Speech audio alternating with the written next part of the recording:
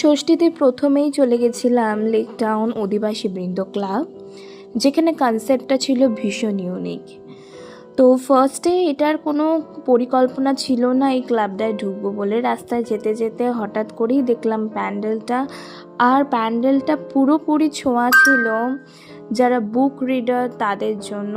Even এখানে পুরো concept তুলে ধরা হয়েছে যে সোশ্যাল মিডিয়া, ইভেন আমরা সোশ্যাল কন্টেন্টের মধ্যে যে হাতে লেখা বই বা বই পড়া, যেটা আমরা আস্তে আস্তে ভুলে গেছি। আমরা সেটা কোথাও না কোথাও আগে যে বই পড়তাম, বই কিনে পড়া, ঠিক আছে, বা লাইব্রেরিতে গিয়ে পড়া, সেই জিনিসটা হারিয়ে গেছে। আমরা কোনো কিছু অজানা জিনিস জানতে গেলে সবসময় আমরা গুগল ক্রোমে যাই বা ইউটিউব বা সোশ্যাল মিডিয়া সাইট, যে কোনো জায়গায় যাই, সেখান থেকে আমরা সেই কন্টেন্ট সম্পর্কে সব কিছু দেখে নিই। তো সেই হারিয়ে যাওয়া বই পড়ার কনসেপ্ট, বই থেকে প্রাপ্ত জ্ঞান, সেই সব কিছুটা ভুলে গিয়েছি বলে সেটা তুলে ধরা হয়েছে মনে করিয়ে দেওয়ার জন্য। কেষ্টপুর অধিবাসী বৃন্দের কনসেপ্টটা ছিল অনেক কাঠের পাটাতন কেটে কেটে পুরো প্যান্ডেলটা তৈরি করা হয়েছে। তো এটা মেনলি রাত্রিবেলা যখন গেছিলাম, সেখানে একটা আলো আঁধারির একটা পরিবেশ সৃষ্টি হয়েছিল, যেটা খুব সুন্দর লাগছিল। অ্যাকচুয়ালি রাত্রেবেলা ঠিক যাইনি, ঠিক মাঝরাত্রে গেছিলাম, গিয়ে পৌঁছেছিলাম। তো খুব সুন্দর লাগছিল, আর খুব সুন্দর কনসেপ্টটা, বেশ ভালো লেগেছে। রাত্রিবেলা যাবারই সাজেস্ট করব। এখানে কাঠের অপচয়, দেন জলের অপচয়, সব কিছু দিকটা তুলে ধরা হয়েছে। সেগুলোকে আমরা আস্তে আস্তে যেটা বাঁচানো, সেই সব কিছু, সেটা গ্রাম হোক কি শহর হোক, এখানে পুরো কনসেপ্ট এভাবেই ছিল। এটা বেশ ইউনিক, ভালোই লাগছিল।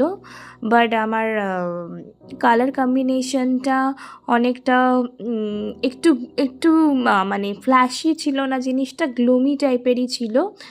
বাট আমি বলবো, সাজেস্ট করবো এটা রাত্রিবেলায় যেতে। সকালবেলা গেলে হয়তো এর যে মধ্যে যে আলো আঁধারির মধ্যে যে একটা গল্প তৈরি হয়েছে, সেই গল্পটা হয়তো ভালোভাবে বোঝা যাবে না, যেটা আমার মনে হয় যে রাত্রির দিকে গেলে যেটা খুব ভালো বোঝা যাবে। দমদম তরুণ দলের কনসেপ্ট ছিল খুব খুব খুব অসাধারণ, যেটা আমার খুব ভালো লেগেছে পার্সোনালি। এখানে প্রত্যেকটা বিখ্যাত বলতে পারো ব্র্যান্ড বলো, ঠিক আছে, বা হচ্ছে আমাদের জীবনের আর কি প্রথম স্টেপ, ঠিক আছে, সব কিছু, মানে সেটা আদি যুগ থেকে শুরু করে এখন অবধি বর্তমান, মানে স্পেশাল যেগুলো ইউনিক বলতে পারো, যেমন অশোক স্তম্ভ, যেমন অ্যাজ এ ন্যাশনাল এমব্লেম, ঠিক আছে। এরকম যদি আমরা দেখতে যাই যে আমাদের মেয়েদের হচ্ছে প্রথম আর কি শ্বশুর বাড়ি গিয়ে সেখানে পায়ের ছাপ, প্রত্যেকটা ছাপ, ঠিক আছে, সেটা হচ্ছে তোমার টিপ ছাপ, ঠিক আছে, বা হচ্ছে মানি, কয়েন, সব কিছুর মধ্যে যা কিছু ছবি আমরা যা ইউজ করি, যেগুলো ভীষণ ইউনিক, যেটা আমরা স্পেশাল একটা রেকমেন্ডেড, আমরা যেই আর কি সাইনগুলো ইউজ করি, ঠিক আছে, এই সব কিছুই কিন্তু আমাদের একটা তৈরি করা, ঠিক আছে, এটা স্পেসিফাই আছে। তার মধ্যে স্বস্তিক চিহ্ন বলো, দেখো এখানে সব কিছুটা আমি তুলে ধরার চেষ্টা করেছি। এত সুন্দর লাগছিলো, বিশ্বাস করো, কারণ হচ্ছে ওখানের আর কি এই ইউনিক কনসেপ্ট, ঠিক আছে, যেটা মানে আমি জাস্ট না গেলে তোমরা বুঝতে পারবে না, ঠিক আছে। এত সুন্দর ওখানে ইনোভেটিভ ছিল জিনিসটা, সব কিছু। আমি এত কিছু বলতে পারছি না। ওখানে বেদের লেখা, ঠিক আছে, পুরাণের লেখা, সব কিছু, যা কিছু ছিল, ঠিক আছে, যা কিছু, ইভেন হচ্ছে প্রত্যেকটা ধর্মের রিলিজিয়াস সিম্বল, সব কিছু ছিল। দমদম ভারতচক্র ক্লাব সবার নজর কেড়েছে এই পুজোতে, কারণ এখানের পুরো কনসেপ্টটা ছিল বিশ্বব্রহ্মাণ্ডে সাথে স্পিরিচুয়াল যে একটা কানেকশান সেই পুরোটা তুলে ধরা হয়েছে। এখানে যে কক্ষপথ যেটা থাকে বিশ্ব ব্রহ্মাণ্ডে, সেখানে যে প্ল্যানেটস থাকে, তার সাথে যে স্পিরিচুয়াল কানেক্ট, সে একটা ডিভাইন এন্টিটি তৈরি হয়েছিল, যেটা খুব সুন্দর।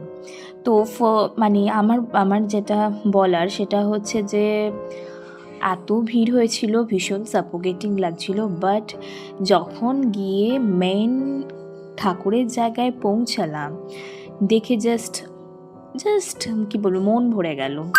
লাইক মনে হলো যে এত লাইন দিয়ে ভেতরে ঢোকাটা সত্যি এটার জন্যই ছিল, যে ডিভাইনটা তৈরি হয়েছিল এত সুন্দর। দেখো তোমরা দেখতে পাচ্ছ মা দুর্গা এখানে যেন একটা ডিভাইন একটা হেভেন লাইক একটা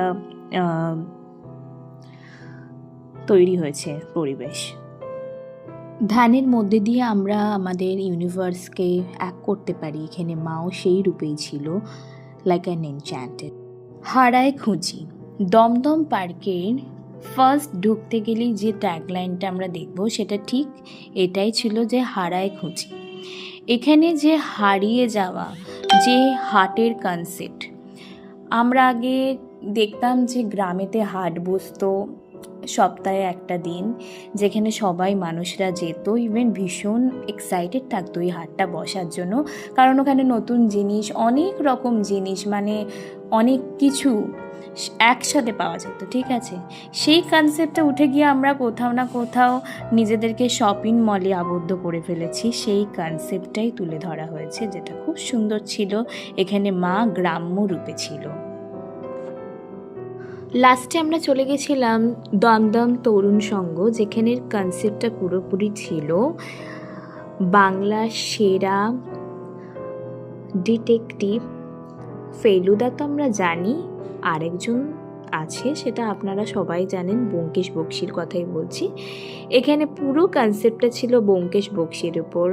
সত্যান্বেষী ব্যোমকেশ বক্সি, তার বিখ্যাত গল্প, তার বিখ্যাত ক্যারেক্টার, সব কিছু ছিল এই পুরোটা নিয়ে, যেটাকে আমি ভিডিওতে অনেকটা ক্যাপচার করার চেষ্টা করেছি।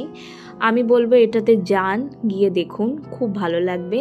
যারা ব্যোমকেশ বক্সির ফ্যান তাদের জন্য তো এই প্যান্ডেলটা একদম কি বলবো, একদম মানে পারফেক্ট। গিয়ে ভীষণ এনজয় করবেন, এত সুন্দর একটা ভাইব তৈরি হয়েছিল। আর যে মুহূর্তে আমরা গেছিলাম সেটা মানে ঠিক ভোর হওয়ার আগেই একদম তো পৌঁছেছিলাম। তো এখানে সজারুর কাঁটা থেকে শুরু করে চোরাবালি, চিড়িয়াখানা, এরকম যা যা বিখ্যাত ব্যোমকেশ বক্সির যে গল্পগুলো, সেই প্রত্যেকটা ছিল, প্রত্যেকটা ছবি সেখানের যে কি বলবো, মা এখানে ওর মধ্যে দিয়েই, ওই গল্পের মধ্যে দিয়েই আর কি একটা কি প্রতিচ্ছবি তুলে উঠেছে, যেখানে আলাদা করে একটা মূর্তি ছিল যেটা আমি তুলিনি, কারণ এখানে আমি ওই থিমের যে ভাইবটা ক্রিয়েট যাতে হয় সেই হিসাবেই আমি মায়ের ছবিটা তুলেছি এখানে। তো ব্যোমকেশের ডায়েরি এখানে কবে সেটা মানে লেখা হয়, স্টার্ট হয়, সেই সব কিছু এভরিথিং খুব ভালো লাগবে, একবার ঘুরে আসুন। আমার কাছে কিন্তু প্যান্ডেলে গিয়ে ঠাকুর দেখার আগে, মানে দমদম যাওয়ার পথে, এটা একটা বড় রকমের আকর্ষণ ছিল, এই যে রাস্তায় এনার সাথে দেখা হয়। তো আমি যতটা পেরেছি ক্যাপচার করেছি। ঠিক আছে, এত এনজয় করছে, ভাবছে কি হচ্ছে এত ভিড়, সবাই ওকে দেখছে। ভিডিওটা এখানেই শেষ করলাম ওকে দিয়ে। দেখা হচ্ছে মহাসপ্তমীর ভিডিও নিয়ে, আবারও ফিরে আসবো। অবশ্যই জানাবেন কেমন লাগলো।